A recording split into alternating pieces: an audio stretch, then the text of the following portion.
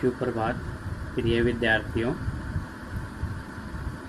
गलता लोहा जो चैप्टर है बेटा, इसके आपने 2 पार्ट अभी तक पढ़े और उनमें आपने पढ़ा कि किस प्रकार से मोहन के बचपन के दिनों को और उसके साथी धनराम लोहार की बातों को, उसके दुकान की ओर जाते हुए उसकी आवाज़ों को सुनना और जो लोहे का ठोस टुकड़ा है उसके ऊपर गर्म लोहे पर पड़ती हथौड़े की तेज आवाज़। फिर आपने देखा कि किस प्रकार से वह हंसुआ या दराती लेकर कांटेदार झाड़ियों को काटने छाटने के लिए और साथ में अपने बूढ़े पिता का हाथ बटाने के लिए भी खेतों की ओर जाता है। लेकिन हंसुए की धार पर हाथ फेरते हुए इसे लगा कि वह पूरी तरह कुंद हो गई है, तो इस प्रकार से वह उसे तेज धार देने के लिए धनराम लोहार की जो ऑफर थी कार्यशाला थी, उसकी ओर चल पड़ता है। और वहाँ पर बैठ कर के वे अपने बचपन के दिनों को, उनके साथ जो पढ़ते समय दिन बिताए थे उन्होंने, उनका जिक्र करते हैं, उनकी चर्चा होती है। और एक मास्टर त्रिलोक सिंह जो उनके अर्थात मोहन के बड़े चहेते भी थे, मोहन से अगाध लगाव भी रखते थे, उसकी चर्चा करते हैं। और लेकिन धनराम जो है उसकी खाई हुई चोटों को समय समय पर याद करते हैं। पुरोहित खानदान का कुशाग्र बुद्धि बालक मोहन जो है वो पढ़ने में नहीं, गाने में भी बेजोड़ था। मोहन को लेकर मास्टर त्रिलोक सिंह को जो उम्मीदें थी बेटा, वो कक्षा में किसी छात्र को कोई सवाल न आने पर भी मोहन से पूछते और मोहन उसका सही उत्तर दे करके मास्टर जी को संतुष्ट कर देता और वे उस पिछड़ी बालक को दंड देने का भार भी मोहन पर ही डाल देते बेटा। इस प्रकार से आपने देखा कि किस दूसरा जो पार्ट है आप देख रहे हैं, इसमें ये दिखाया है कि कभी मोहन के हाथों धनराम न मोहन के हाथों जो मास्टर त्रिलोक सिंह है वो बच्चों से कान पकड़वाते, उनसे उठक बैठक करवाते और कई बार बेंत तक जो छड़ी थी उससे भी मोहन जो है वो बच्चों को दंड देता था बेटा। ठीक है, मोहन के प्रति थोड़ी सी भी ईर्ष्या धनराम के मन में नहीं थी। बचपन में ही मन में जो जातिगत हीनता उसके दिमाग में बैठ गई थी, उसे वह मोहन का अधिकार ही समझता था। तो इस प्रकार से आप देखेंगे कि 12 तक का पहाड़ा तो धनराम किसी तरह याद कर लेता है, क्योंकि वे अब बचपन के दिनों को याद कर रहे हैं। बेटा याद रखो कि किस प्रकार से उन्होंने स्कूल के में अपने दिन बिताए थे कि 12 तक का पहाड़ा तो उन्हें याद कर लिया था, लेकिन 13 का पहाड़ा नहीं याद हो रहा था। और एक दिन अध्यापक ने उससे 13 का ही पहाड़ा सुन लिया और वो नहीं सुना पाया, तो एक छड़ी जो है उसकी पिंडलियों पे लगाई और वह टूट जाती है। अब कहता है कि तू ही इसके लिए एक अच्छी मजबूत सी लकड़ी लेकर आओ ताकि मैं तुम्हें उसका भय दिखा करके 13 का पहाड़ा याद करा सकूं बेटा। आगे आज हम पार्ट 3 में पढ़ेंगे बेटा कि मास्टर त्रिलोक सिंह का यह सामान्य नियम था। कौन सा नियम बेटा? कि सजा पाने वाले को ही अपने लिए हथियार भी जुटाना होता था। अर्थात सजा जिससे भी वो सजा पाना चाहे वह हथियार उसे स्वयं ही चुनना होता था, चाहे छड़ी होती, चाहे उठक बैठक लगानी होती, चाहे और कोई भी दंड होता, उसके लिए उसका चुनाव उसे स्वयं ही करना होता। और जाहिर है बलि का बकरा अपने से अधिक मास्टर के संतोष को ध्यान में रखकर टहनी का चुनाव ऐसे करता जैसे वह अपने लिए नहीं बल्कि किसी दूसरे को दंडित करने के लिए हथियार का चुनाव कर रहा हो। देखना किस प्रकार से कहा है कि बलि का बकरा का मतलब है कि जब उसे स्वयं को सजा पानी थी तो वो ये नहीं सोचता है कि तुझे इस लकड़ी से, इस छड़ी से ही, इस टहनी से ही दंड मिलेगा। वह दूसरों को, ऐसा लगता है कि वह दूसरों को दंडित करने के लिए, क्योंकि उसको मास्टर जी के संतोष को, क्योंकि मास्टर जी को जब तक संतोष नहीं होगा कि भाई अच्छा डंडा लेके आया है, ये अच्छी टहनी लेके आया है, अच्छी छड़ी लेके आया है, तो वह चुनाव उस समय अपना स्वार्थ जो होता है उसको त्याग करके, ठीक है, मास्टर जी के संतोष का ध्यान रखते हुए करता है बेटा। धनराम की मंदबुद्धि रही हो या मन में बैठा हुआ डर कि पूरे दिन घोटा लगाने पर भी उसे तेरह का पहाड़ा याद नहीं हो पाया था। धनराम की मंदबुद्धि अर्थात कमजोर बुद्धि का विद्यार्थी था वो, और साथ में चाहे उसके मन में एक डर भी बैठ गया था अध्यापक का। इस कारण से वह क्या होता था बेटा, पूरे दिन घोटा लगाना, रटना, ठीक है, बार बार उसको याद करना, फिर भी उसे तेरह का पहाड़ा याद नहीं हो पाया था। ठीक है, कितनी ही देर तक वह उसे याद भी कर रहा था। छुट्टी के समय जब मास्टर साहब ने उससे दोबारा पहाड़ा सुनने को कहा तो तीसरी सीढ़ी तक पहुँचते वह फिर लड़खड़ा गया था। जैसे दोबारा पहले आपने देखा कि बेटा किस प्रकार से वह एक कम तेरह और 13 दूनी 24 कहता था, दूसरी सीढ़ी पे फिसल गया था, लेकिन अब की बार वह तीसरी सीढ़ी पर जा कर के लड़खड़ा गया था। ठीक है, छुट्टी के समय जब मास्टर साहब ने उसे तेरह का पहाड़ा दोबारा सुनने के लिए कहा तो, लेकिन इस बार मास्टर त्रिलोक सिंह ने उसके लिए उसके लाए हुए बेत का उपयोग करने की बजाय जबान की चाबुक लगा दी थी।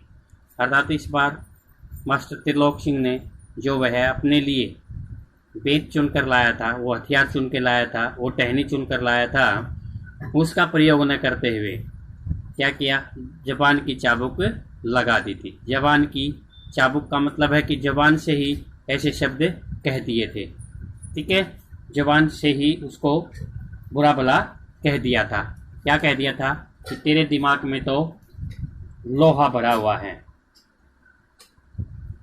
अरे विद्या का ताप कहाँ लगेगा इसमें। अर्थात तेरे दिमाग में तो लोहार का है, लोहार जाति से है, तो तेरे दिमाग में तो लोहा भरा हुआ है, इसलिए विद्या का ताप कहाँ लगेगा इसमें। अर्थात विद्या जो शिक्षा है उसकी तपन जो है, उसका जो ताप है, उसकी उष्मा है, वो कहाँ इसमें लग पाएगी। जैसे लोहे को तपाने के बाद उसको रूप दे दिया जाता है, लेकिन तेरे दिमाग में तो लोहा भर गया है, और विद्या की जो तपन है, गर्म चीज़ है, उसको तपाया जा सके ताकि वो इसमें नहीं लग सकता।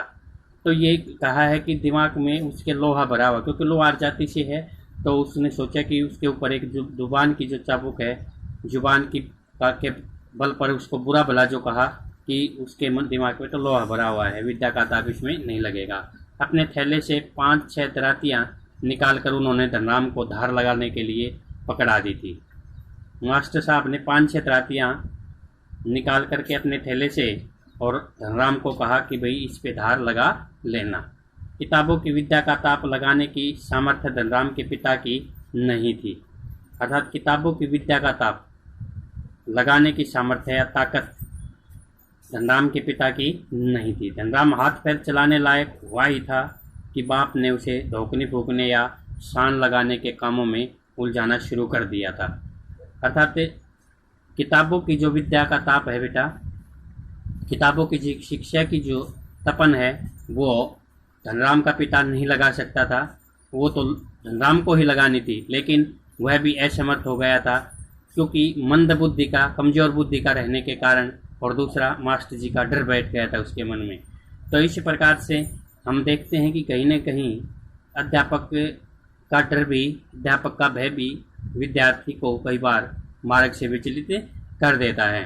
तो यहाँ दिखाया कि धनराम जो हाथ पैर चलाने लायक है वह ही था, कि धनराम जो है हाथ पैर चलाने लायक का मतलब है कि वो थोड़ा बहुत बड़ा ही हुआ था, हाथ पैर अच्छी तरह चलाने ही लगा था कि बाप ने, पिता ने जो है क्या किया, उसे धोकनी फूकने, धोकनी बताया था बेटा कल मैंने। धोकनी क्या होती है, एक लोहे की लंबी नली होती है और उस पे में फूक मार करके अग्नि को तेज किया जाता है।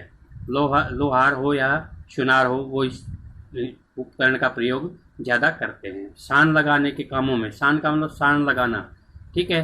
धारों को तेज करने की जो मशीन होती है उसको कहते हैं। उलझाना शुरू कर दिया था उसे, दोनों ही काम सौंप दिए थे उसे। थोड़ा थोड़ा ये काम सिखाना शुरू कर दिया था धनराम के पिता ने धनराम को बेटा। और फिर धीरे धीरे हथौड़े से लेकर घन चलाने की विद्या सिखाने लगा था, ठीक है। पहले तो उसको धोकनी फूकना, फिर सान लगाना, ठीक है, तेज धार करना, और फिर बाद में थोड़ा छोटा हथौड़ा उसके हाथों में दिया, और फिर घन होता है बेटा जिसमें ज़्यादा वजन होता है, लोहे का भारी हथौड़ा होता है, उसको चलाने की विद्या सिखाने लगा था वो, ठीक है। धीरे धीरे वह उसे अपने लोहार के काम में पारंगत करने लगा था, लोहार का काम उसे सिखाना शुरू कर दिया था। फर्क इतना ही था कि जहां मास्टर त्रिलोक सिंह उसे अपनी पसंद की बेत चुनने की छूट दे देते थे, वहां गंगाराम इसका चुनाव स्वयं करते थे, और जरा सी गलती होने पर छड़ बेत हत्था जो भी हाथ लग जाता उसी से अपना प्रसाद दे देते। अर्थात कहने का मतलब है कि बेटा यहाँ मास्टर त्रिलोक सिंह तो अपनी स्वयं की बेत से, उसकी अपनी स्वयं की बेत से उसे पीटने का मौका देते थे, जबकि गंगाराम जो उसके पिता हैं, किसके बेटा, धनराम के पिता हैं गंगाराम, तो वो उसका चुनाव स्वयं करते थे।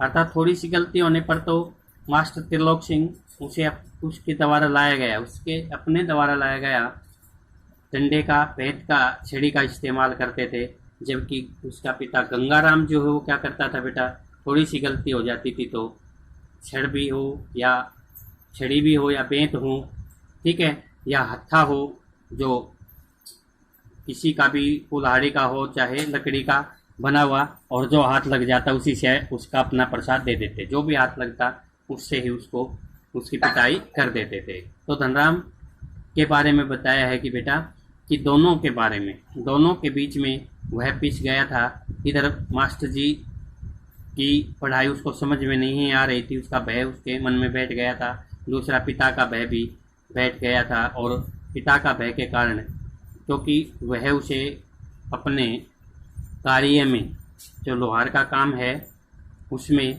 पारंगत उसे सिखाना चाहता है, उसे आर पार करना चाहता है, तो उसके लिए वह क्या करता है, छड़ बेंत था जो भी उसको हाथ लगता उसी से अपना प्रसाद दे देते का मतलब उसको पिटाई कर देते। एक दिन गंगाराम अचानक चल बसे का मतलब है शवरक से हार गए बेटा, किसके, पिताजी धनराम के। तो धनराम ने सहज भाव से ही, आसानी से ही उनकी विरासत संभाल ली। विरासत क्या थी बेटा, जो उनका पुश्तैनी धंधा था बेटा, लोहार का जो धंधा था पुश्तैनी, वो संभाल लिया बेटा। और आस पड़ोस के गांव वालों को याद नहीं रहा कि कब गंगाराम के ऑफर को धनराम का ऑफर कहने लगे थे। अर्थात जो वहाँ गांव वाले लोग थे, आसपास के पड़ोसी लोग थे, वे उनको याद ही नहीं रहा, क्योंकि इतना कार्य तो उन्होंने अपने जीते जी धनराम को सिखा दिया था, तो उन्हें यही कभी याद ही नहीं रहा कि वहाँ का जो कार्यशाला जिसको वे गंगाराम के ऑफर के नाम से अर्थात कार्यशाला जिस स्थान को कहा गया था, वो अब धनराम का ऑफर बन गया था। अर्थात उसको अब धनराम का की कार्यशाला कहने लग गए थे। ये किसी को भी कभी याद नहीं रहा था, क्योंकि इतना काम वो पहले भी करता था और धीरे धीरे उस काम को उसने सहज भाव से ही संभाल भी लिया था। इस कारण से लोगों को कोई भी अचंभित करने वाली बात नहीं रही, क्योंकि गंगाराम का संरक्षित धारणा उनके लिए कोई अलग से मायने नहीं रहा, क्योंकि धनराम ने उस काम को आसानी से संभाल लिया था। प्राइमरी स्कूल की सीमा लागते ही मोहन ने छात्रवृत्ति प्राप्त कर त्रिलोक सिंह मास्टर की भविष्यवाणी को किसी हद तक सिद्ध कर दिया।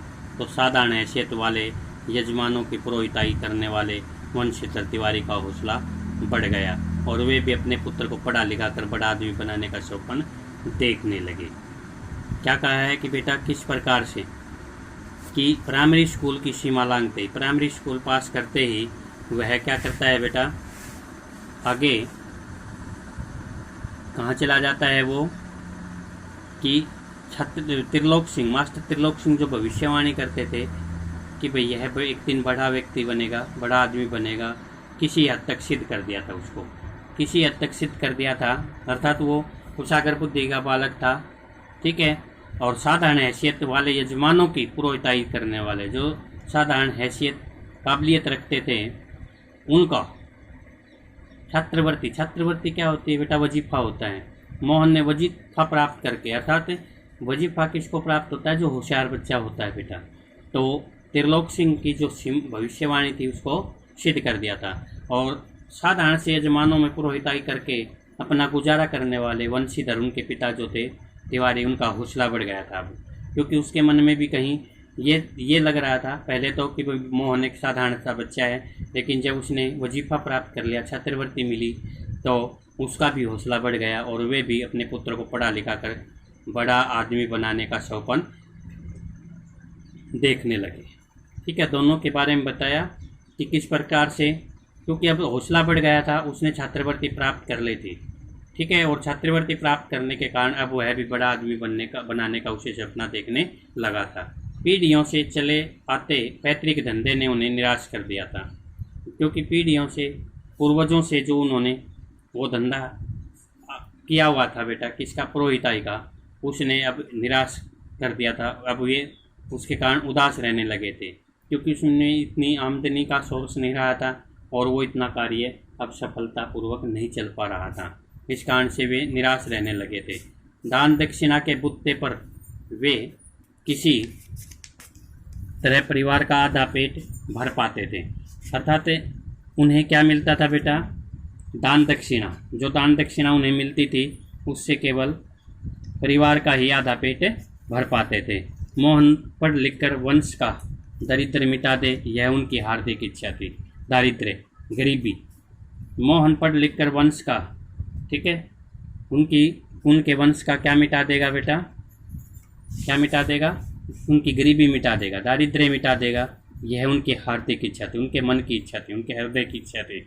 लेकिन इच्छा होने पर भी से ही सब कुछ नहीं हो जाता है, ठीक है। केवल इच्छा तो सभी करते हैं बेटा कि उनका बेटा, उनका जो परिवार में कोई भी बच्चा जो होता है उनका नाम रोशन करे, उनकी गरीबी दूर कर सके, लेकिन यह केवल इच्छा पर होती है, कुछ नहीं हो जाता। आगे की पढ़ाई के लिए जो स्कूल था वह गांव से 4 मील दूर था, क्योंकि प्राइमरी के बाद में जो स्कूल जाना था उसको आगे पढ़ाने के लिए वो 4 मील दूर था।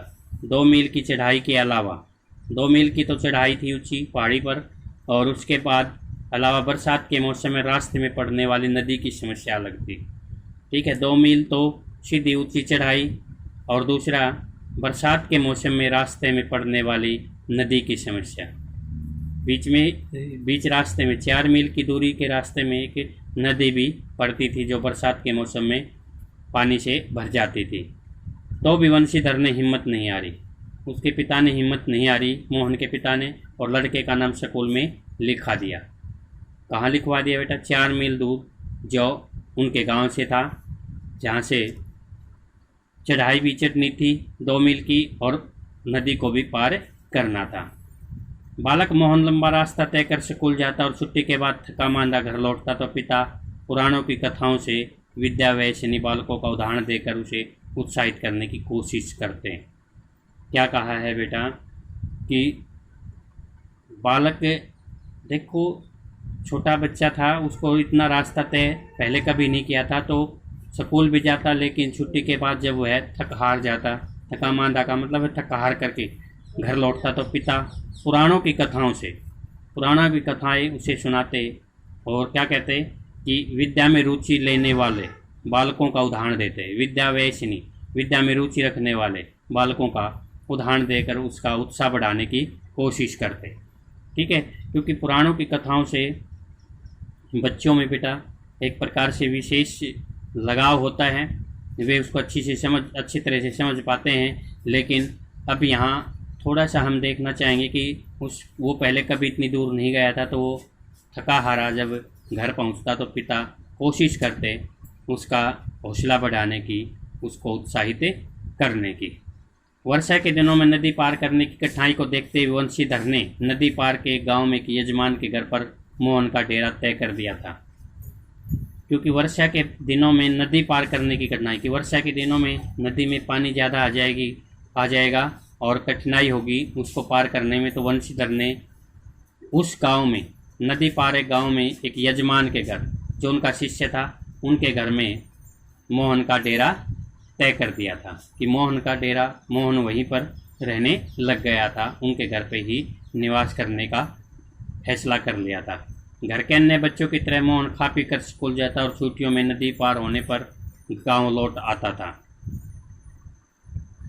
नदी उतार पर होने पर गांव लौट आता था, अर्थात खा पी कर स्कूल जाता बच्चों की तरह और छुट्टियों में नदी उतार पर होने पर गांव लौट आता था। अर्थात जब नदी कम उफान पर होती उसमें पानी कम होता।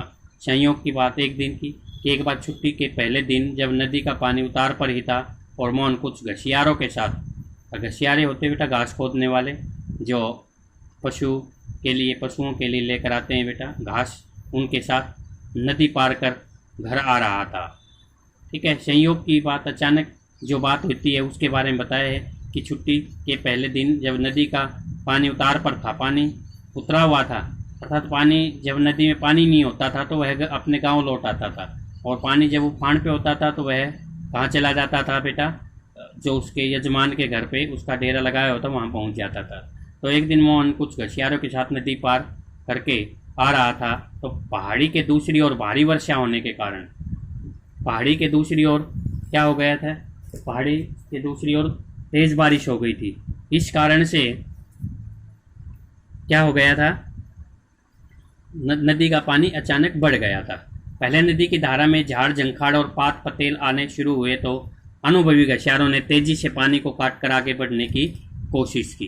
अर्थात क्योंकि उन्हें तो पता था, अनुभवी थे, उनको तो अनुभव था कि अवश्य ही इसमें अब पानी ज़्यादा आ सकता है। क्योंकि पहाड़ी के दूसरी ओर तेज़ बारिश हो गई थी तो वहाँ पर झाड़ झंखड़ जो आने उसमें शुरू हुए थे, तो उन्होंने उसको जल्दी से पार करने की कोशिश की, लेकिन किनारे पहुँचते पहुँचते मटमैले पानी का रेला उन तक आ ही पहुँचा था। अर्थात मिट्टी के रंग का रेला जो था, जो अभी अभी बारिश हुई थी उसके कारण जो पानी का रेला था वो उन तक पहुँच ही गया था। वे लोग किसी तरह से कुशल इस पार पहुंचने में सफल हो सके, अर्थात किसी प्रकार उन्होंने उस नदी को तो पार कर लिया था। इस घटना के बाद वंशीधर घबरा गए थे, अर्थात वंशीधर कहीं न कहीं इस घटना से प्रभावित हुए, घबरा गए और बच्चे के भविष्य को लेकर चिंतित रहने लगे थे। अर्थात अपने बच्चे के प्रति जो मोहन का क्या भविष्य है उसके बारे में अब वे सोचने लगे थे, क्योंकि इस घटना ने उसको झकझोर दिया था।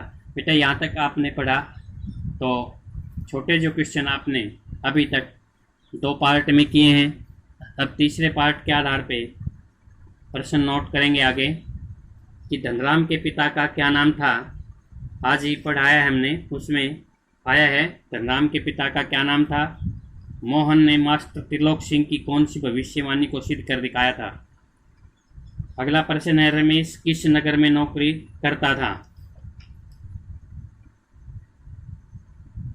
मोहन किस नगर में नौकरी करता था, रमेश जो उसकी जाति का था एक। अगला प्रश्न है लखनऊ में जाने के बाद रमेश मोहन को क्या समझता था। इससे अगला प्रश्न है मोहन अपनी वास्तविकता घर वालों को क्यों नहीं बताना चाहता था। अगला प्रश्न है ब्राह्मण टोले के लोग शिल्पकार टोले में क्यों नहीं बैठना चाहते थे। अगला प्रश्न है उसकी आंखों में एक सजग की चमक थी, यह कथन किसके लिए कहा गया है। उसकी आंखों में एक सजग की चमक थी, यह कथन किसके लिए कहा गया है। अगला प्रश्न है कि नदी पार की कठिनाई को देखते हुए वंशीधर ने मोहन का डेरा कहाँ डाला। मोहन का डेरा कहाँ डाला। अगला प्रश्न है कि लंबा तय करके थकने के बाद पिता उसका उत्साह कैसे करता था। लंबा तय करने के बाद उसका पिता उसका उत्साह कैसे बढ़ाता था।